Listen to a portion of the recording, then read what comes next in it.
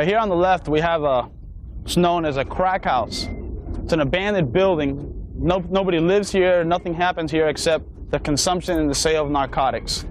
This also develops a major problem for us because of the many places where they can hide their narcotics and commit other crimes. Here they can stash whatever merchandise they steal from the businesses in the area, from the vehicles. Several instances we've come here and we found car radios, home stereos, stolen vehicles. This is like a graveyard for stolen vehicles. They come, they strip it here, they all come in here and hide their merchandise until a later time where they go ahead and sell it on the street, just like their narcotics drive-through. Anything they can sell to develop money, to buy their habit, to support their habit, this is it right here.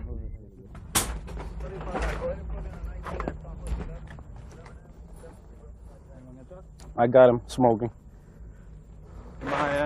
That's it. ¿Cuántas piedras te has fumado hoy? Dime la verdad. 4 piedras.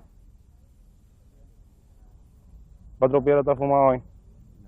¿Y dónde conseguiste el dinero para las 4 piedras? Vendiendo cosas mías por ahí. ¿Pero cosa de qué? Pues cámara. ¿Cámara? Sí, yo vengo de la costa, yo vengo del norte. ¿Cuánto tiempo hace que tú estás aquí? Hace unos 6 días. 6 días. Encontraste el lugar de comprar piedras rápido. 5457. George, are you busy? Ready to clear 34, go ahead. I got one for you. 15 and 9. Is that 15 and 9? Scare yourself. We're out to you. Smoke 4 rocks. You started since 12 o'clock smoking? And it's already almost 11 o'clock. 243. Huh? And you smoked 4? And that was number 5th? Subject went into 6330 northeast, one place. Okay, stay here. Get off. Yes, Get off. 438 or 4638. That's both of you going? Well, we respond to calls. And in the meantime, when it's slow or when we're responding to call, we're always looking for a crime to happen. And just to be at the right place and at the right time. There we go.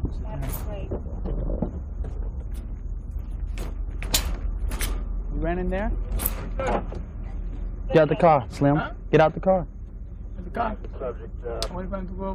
I said get out of the car. Damn nothing. 27 in progress right here.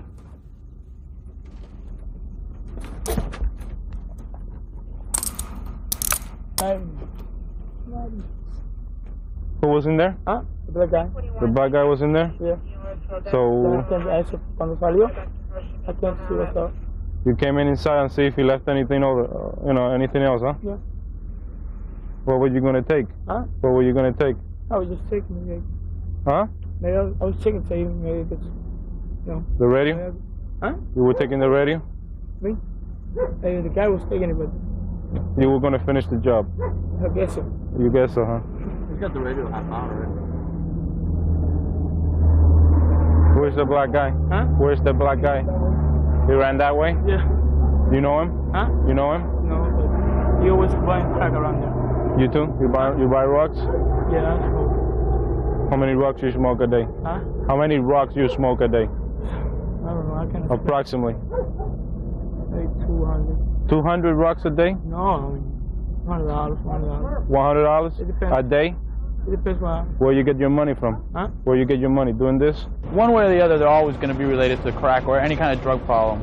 Just like this guy we just arrested now, he has a $100 a day crack habit.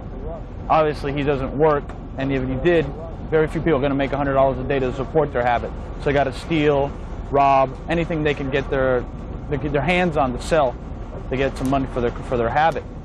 So some people that don't even bother to work, this is what they're going to do. They depend on this. This is going to be their job.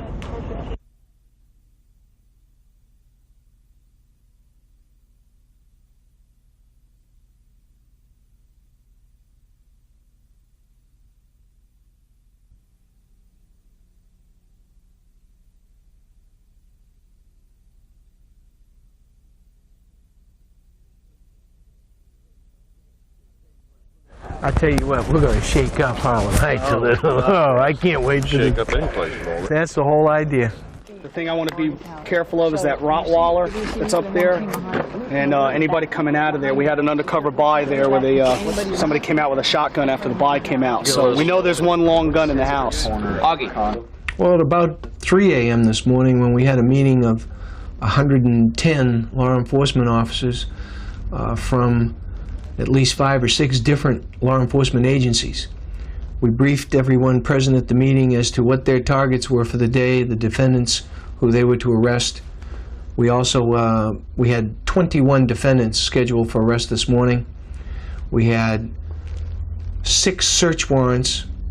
We were seizing 3 homes, and when that was completed, our plans were to go to 3 more businesses, search them, and also to go to banks and search 5 safety deposit boxes.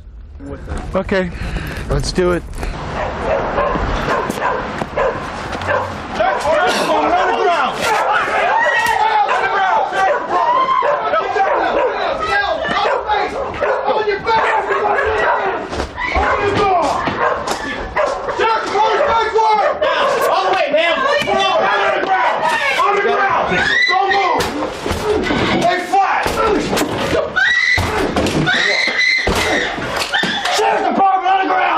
Anybody else in this room?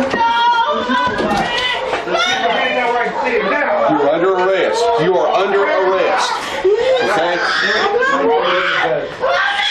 Come here, honey. Be quiet. Come here, please. See that guy with the crutches? That's one of the bad boys. He's a real bad boy. We got one of his henchmen, Roger Boston. Yeah, Roger Ran Boston's to a the wise back, guy. Yeah. and he threw a bottle of 10 rocks, Yeah. and right in front of the federal marshal. So history. All right. 2 more in there on the bed. We pulled him out of there with his dog. Yeah, the Rottweiler's in that back bedroom. Guess a little good fortune. Everything went extremely well. We arrested 20 out of the 21 defendants.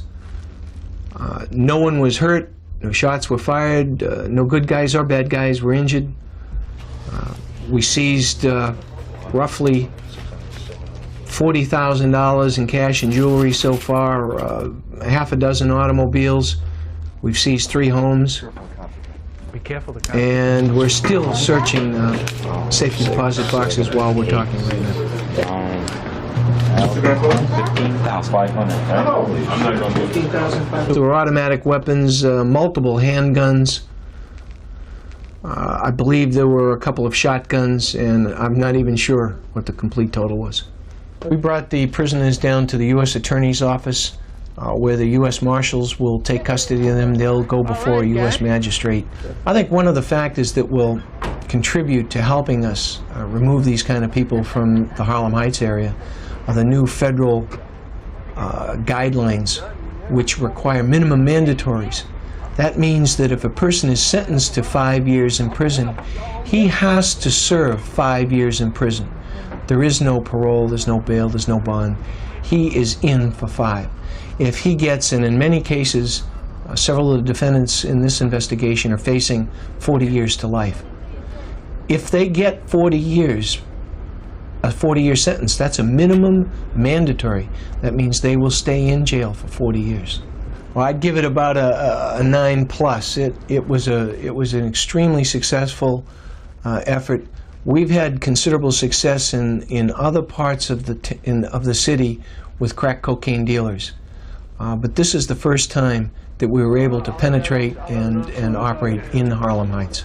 Several of the community members have petitioned us to try and help them with the problem in their neighborhood. They had asked us for a meeting several months ago. We had by that time been well into the investigation. We certainly didn't want to mislead them in any way, so I just continually put off the meeting with them until I knew that we'd be able to show them that we did care and that we were in there and that we were doing our best. What happened today, I think, is it will be a great blessing for the area. And I think the DEA and the Sheriff's Department and all law enforcement people should be given a great deal of credit, because it will change the community definitely from today on. And that's our prayer. This has been a big blessing. We knew what was going on with regards to the drug dealers, and it was a common thought among the community people that the drug dealers were operating with impunity. But after today's operation, the entire community is going to be extremely proud of our law enforcement officers and agencies, and realize that what happened this morning wasn't just a spur-of-the-moment thing, but represented many, many months of hard work on their part.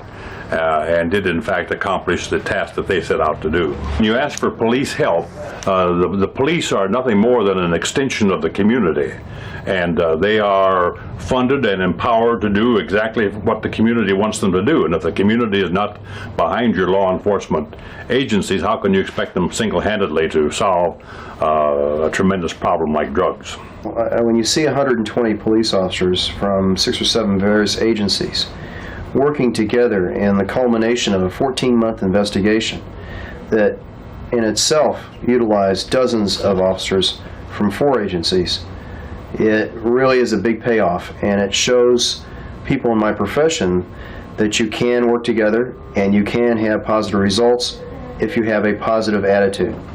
And I think that that's the thing to have, is a positive attitude. 14 months ago, we all got together and we decided to focus our energies on going after the bad guys. And we all worked together, and we all worked towards that goal of going after the bad guys. And today was the result. Today was the payoff.